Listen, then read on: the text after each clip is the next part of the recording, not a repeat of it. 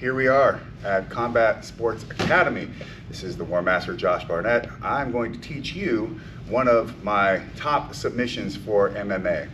Now, I can already hear all the BS from the blue belts in the comments. So the thing is, one, I love the fact that you get just enough knowledge to actually make yourself more ignorant and more closed-minded. Fantastic. You've accomplished something in life. Number two, why I love this submission so much isn't just the simplicity of it. It's in fact that the mechanical aspect of how this move works lends itself to a whole other slew of options that are highly effective and useful for MMA without really any, what should I say, like without really putting yourself in any disadvantageous position or losing position or opening yourself up too much. So everyone's gonna recognize this. Catch wrestling, we call this a top wrist lock. In jiu-jitsu, you guys call it an Americana. I've also heard it called a key lock.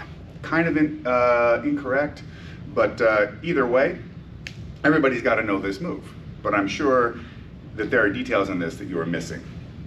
So, for one, I like to do it without the thumb.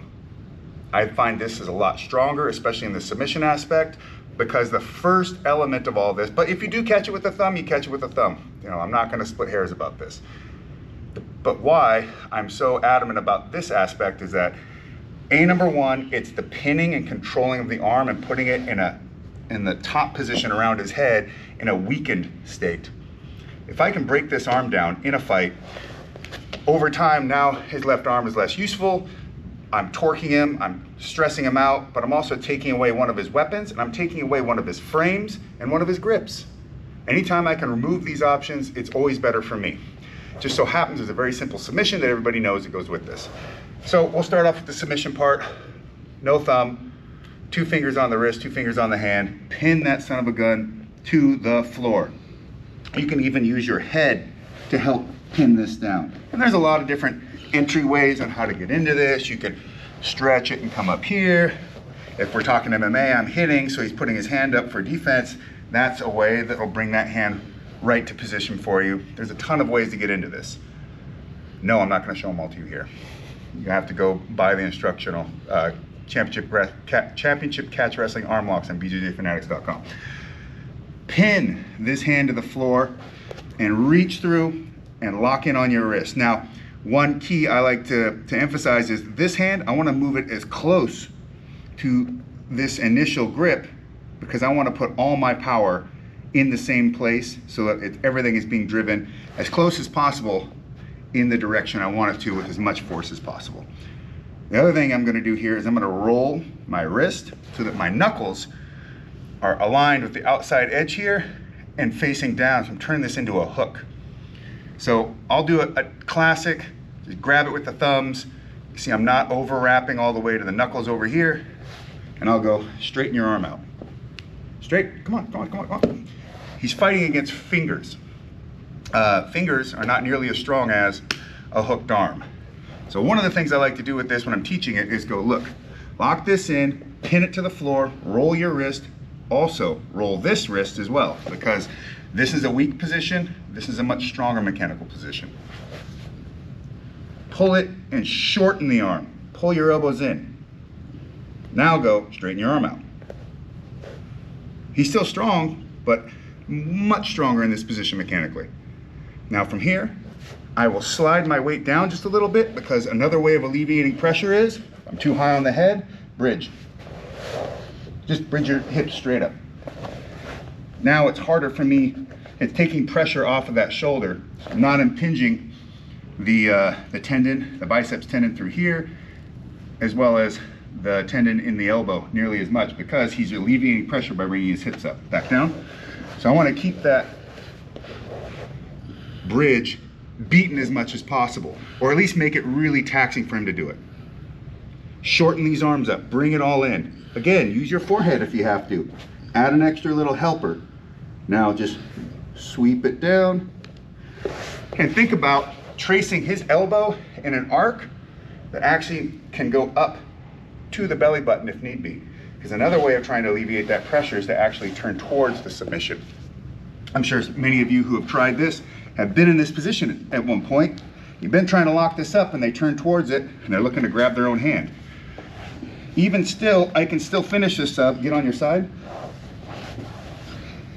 If I keep that principle of dragging that elbow up and across the belly button. It just keeps bringing the elbow in and the shoulder in and elevating it in that impinged position.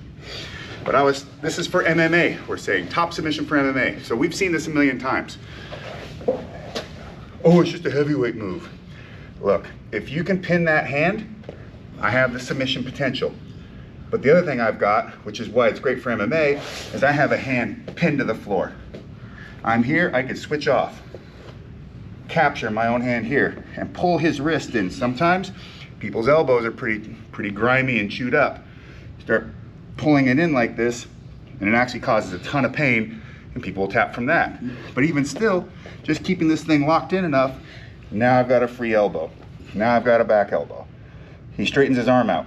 Boom, that's fine.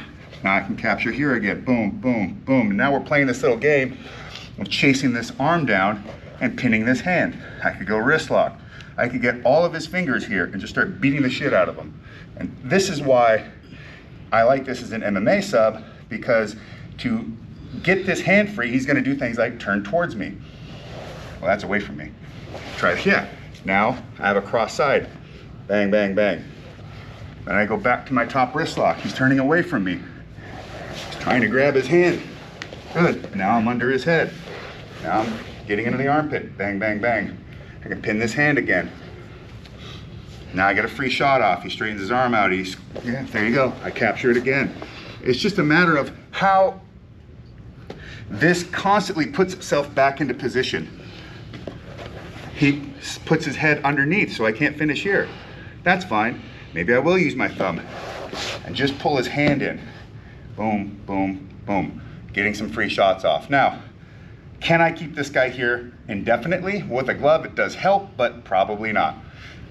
But if I get off 1, 2 good shots, they're usually freebies, straight up open targets. That's great. And getting a shot clean in is really important, and usually not the case. Like, we don't get a lot of free passes like straight to a target. Usually we gotta try to figure out a way to, it'll get blocked a little bit, or they'll adjust their body not to take all the impact. So getting a guy completely exposed for even just a second, that's some free flush shots. Any one of those could cause a cut. And the cut's gonna help us by putting pressure on him from the judging and the refereeing, him seeing the blood come down, maybe it's getting in his eyes, maybe he popped his nose, so now he's got blood in the back of his throat, so it's harder for him to breathe. All these things are gonna make your ability to try and finish this fight a whole lot easier. And it's just starting from simple hand control and pinning. And I think one of the things you can do from here, he's got his hands locked, right? I'm not gonna finish this, is just put all my weight on top of it and start hitting. And I'm leaving my hips down because he wants to bridge away, but I keep my elbow on his hips. Boom, boom, boom, and just start beating the crap out of him. I'm not doing anything fancy, I'm just putting my weight on this. Get your hand free. He's strong, but he's just in a bad position. If we were to go strength for strength, I wouldn't be able to keep him if we're in an even mechanical advantage position, even mechanical position, but because I can put my 250, 260 on this and straighten my arm out and lay on him while his hand is pinned to the floor, I can win in this position long enough to get something free off. So at the end of the day, it's not just about getting great submission, it's about getting that hand control and scoring.